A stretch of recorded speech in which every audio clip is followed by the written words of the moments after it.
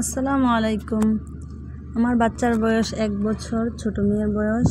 তো মেয়েটা কয়দিন যাবৎ কিছু খাচ্ছে না, কোনো কিছুই মুখে দিতে চায় না। তো ভাবলাম খাবারের রুটিনটা একটু চেঞ্জ করে দিই।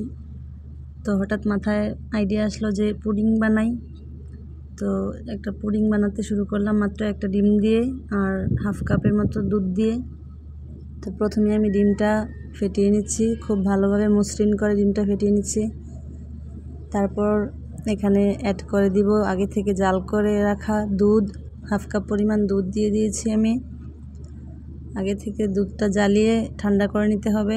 তারপর দুধটা দেওয়ার পর আমি হ্যান্ড হুইস্ক দিয়ে ভালো করে মিশিয়ে নিচ্ছি।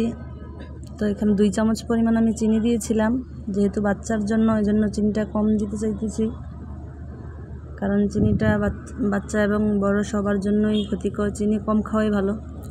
তো আমি একটা টিফিন বক্সের মধ্যে পুডিংটাকে বানিয়ে নিব। তো টিফিন বক্সটার মধ্যে একটু তেল ব্রাশ করে নিয়েছিলাম। তো এর মধ্যে আমি ঢেলে নিয়েছি পুডিংয়ের মিশ্রণটা, দুধ আর ডিমের মিশ্রণটা। তো এখন আমি চুলায় একটা প্যান বসিয়ে তার মধ্যে পানি দিয়ে একটা স্ট্যান্ড বসিয়ে দিচ্ছি।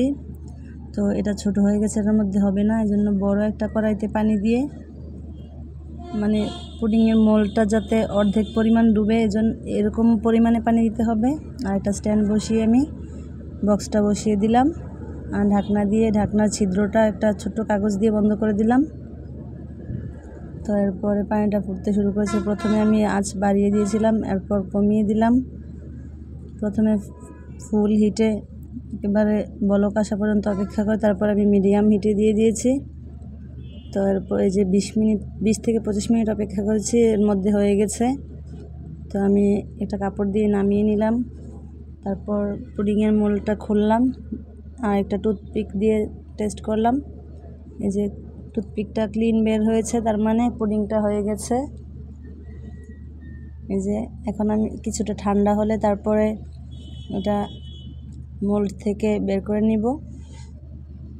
এই যে আমার ফাইনাল রাউন্ড চলে এসেছে পুডিংটা। এখন আমি সাইড থেকে ছাড়িয়ে নিব একটা ছুরি দিয়ে, নয়তো সুন্দর মতো বের হবে না।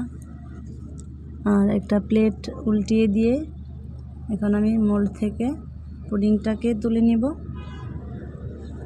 আর এই যে এখানে আমি কোনো ক্যারামেল ইউজ করিনি, যেহেতু বাচ্চা খাবে, এজন্য। বড়দের জন্য বানালে ক্যারামেল দেই, কারণ এত ঘন ক্যারামেল বাচ্চার জন্য কোনোভাবেই ভালো হবে না, বাচ্চার স্বাস্থ্যের জন্য ভালো না। এই জন্য আমি ক্যারামেল ইউজ করিনি, তাই দেখতে এতটা মসৃণ হয়নি, সুন্দর হয়নি। যাই হোক, বাচ্চার জন্য হাইজেনিক মেনটেন করেছি, তাই আমি ক্যারামেল দিইনি, হালকা একটু চিনি দিয়েছি শুধু এখানে ডিম আর দুধ। আপনারা চাইলে ক্যারামেল ইউজ করতে পারেন। এই যে আমি একটু খেয়ে টেস্ট করেছি, ভালোই হয়েছে। আর দেখি আমার খুকুমনি খায় কি না। এই যে খুকুমনির কাছে নিয়ে গেছি, দেখে খুশি হয়েছে। এখন দেখি খায় কি না, যেহেতু প্রথমবার ট্রাই করছি, খাবে কি না যায় না। এই যে দিচ্ছি, একটু মুখে নিল, এই মুখটা একদম করে নিল। তারপর একটু খাইছে, একটুখানি খাইছে, যেহেতু প্রথমবার, এটা স্বাদ বুঝে না, একটু খাওয়াইছি।